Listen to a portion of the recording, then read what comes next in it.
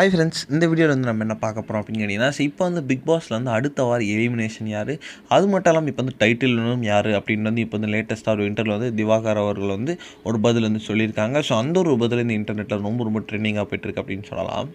இப்போ வந்து கடந்த மாதம் ஆரம்பித்த பிக் பாஸ் சீசன் 9 வந்து இப்போ வந்து ரொம்ப ரொம்ப விறுவிறுப்பாக வந்து போயிட்டுருக்குங்க. ஸோ அந்த 4 வைல்ட் கார்டு என்ட்ரி வந்ததுக்கப்புறம் இன்னுமே ரொம்ப ரொம்ப ஒரு சூப்பராக போயிட்டுருக்கு அப்படின்னு சொல்லலாம். ஸோ போட்டியாளர்கள் உள்ளே வந்ததும் வந்து ரொம்ப ரொம்ப ஆட்டம் வந்து சூடு பிடிக்க ஆரம்பிச்சிருச்சு.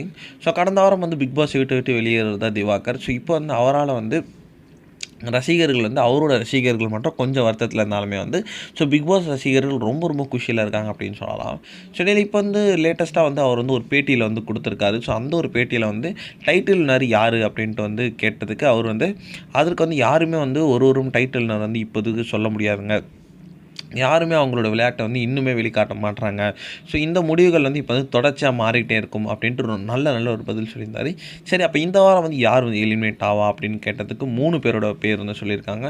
ஸோ ரம்யா, அரோரா, சுபிக்ஷா. ஸோ இவங்க 3 பேர் தான் வந்து அதிகமாக வாய்ப்பு இருக்குது வெளில போகிறதுக்கு அப்படின்னு அஃபிஷியலான ஒரு விஷயத்தை வந்து சொல்லியிருக்காங்க. ஸோ இந்த ஒரு விஷயம் ரசிகர்கள் மத்தியில் ரொம்ப ரொம்ப ட்ரெண்டிங்காக போயிட்டுருக்கு.